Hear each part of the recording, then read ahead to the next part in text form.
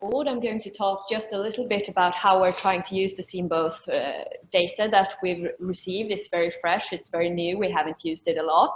So it's going to be a very short presentation. But I'm going to talk about what we have done so far, a few challenges that we see in the future, and how we would like to move forward. But before I start, I would actually like to introduce my unit, because not everyone here might be familiar with the kind of work that we do. So I belong to I'd call it the Environmental Protection Unit. And we work with environmentally hazardous projects. We work towards the municipalities.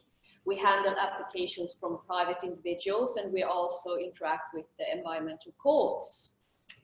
So some of the work that we do is that we supervise different kinds of projects, we provide guidance, we write permits, we write bans, we provide statements for the environmental courts, we look at EIAs and so forth. So some of the things that we work with is, for example, we look at the municipalities' regional development plans, we work with mines, we work with polluted areas and remediation, and much more.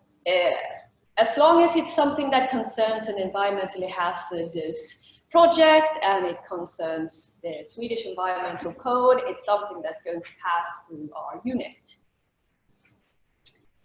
So I'm going to give two short examples of how we've tried to use the SEAmBOTH data that we received.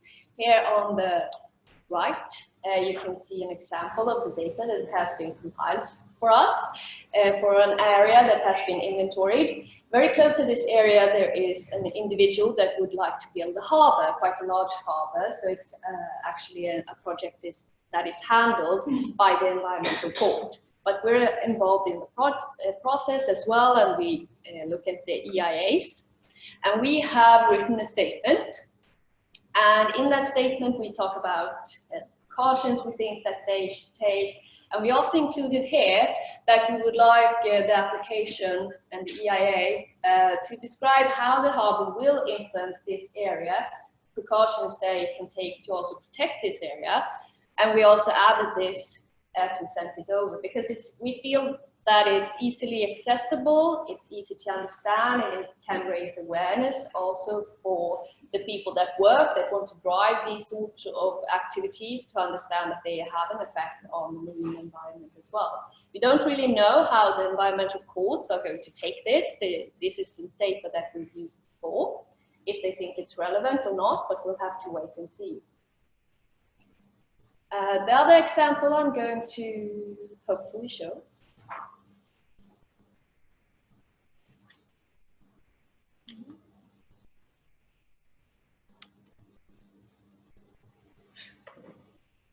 And it says it wants a username.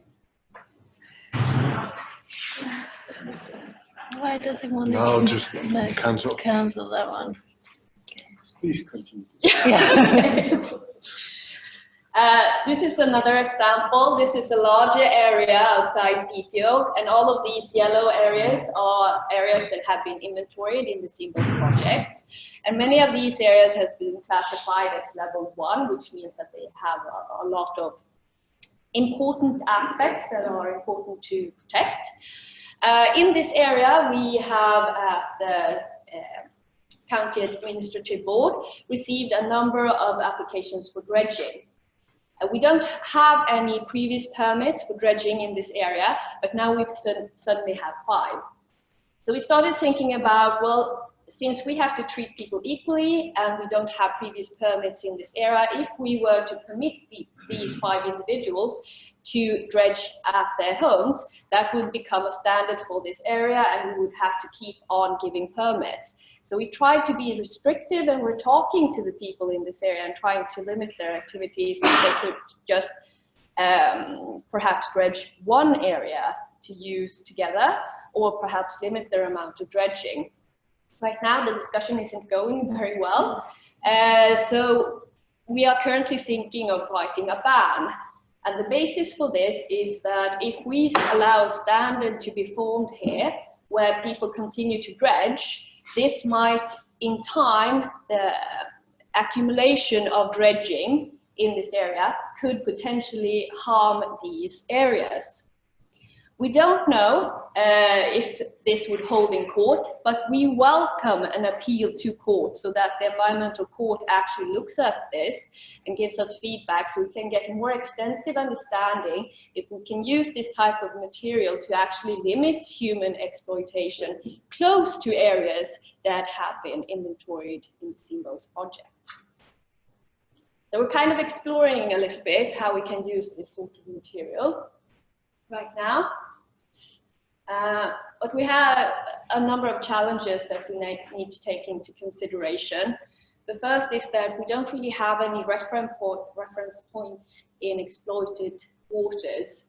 We only have these like natural areas that we can already protect because they are more or less unspoiled. But in order to assess the damage that human activity is causing, we would like to have further inventories done in already exploited areas. So right now we don't really know the extent of damage that occurs to different human activities. There are also a number of presidential permits that are already written that we need to take into consideration when we write new permits.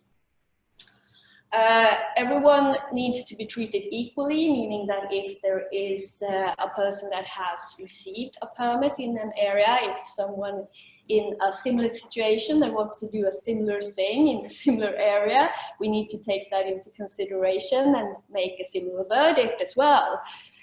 So that's something we need to think about. And we're also kind of struggling with the cumulative effects of activities. How much is too much? How much can we allow? When do we say no?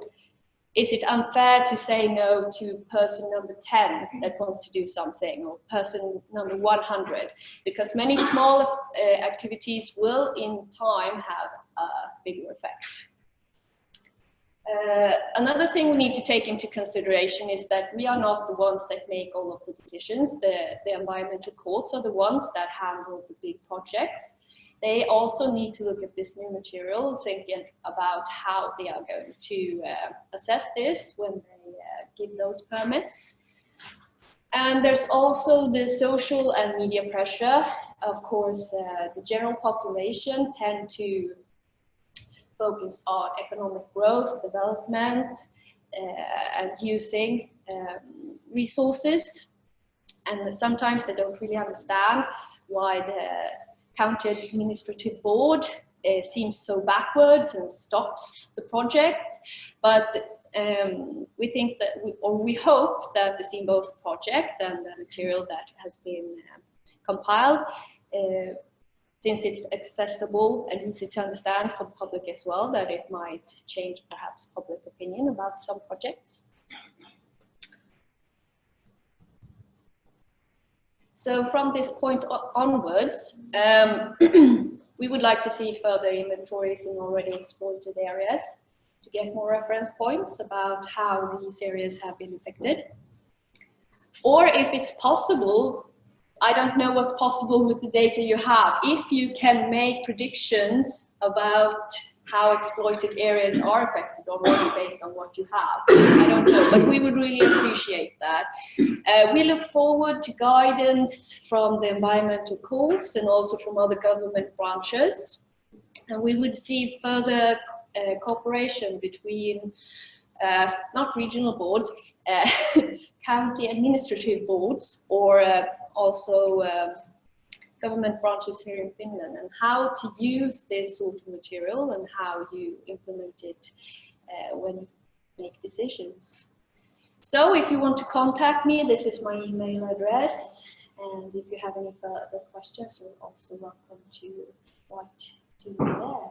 A super short presentation, I hope I kept the time. So if you have any questions, you're welcome to ask them now.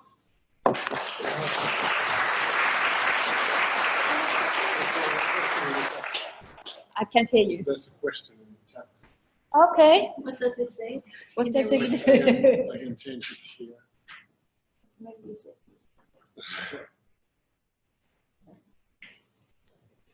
So it says, in Sweden, can decisions be made, for example, permits be granted or denied based on species distribution models only? Or is it necessary also to have direct observations, like diving or video of the species from the area to which the permit is asked for? I don't know if you can actually ban an activity based on models, but you can demand further inventories to be made. So if you think it's reasonable that something exists in an area, before you allow them to continue with their project, you might be able to demand that they actually make sure whether or not this species is there.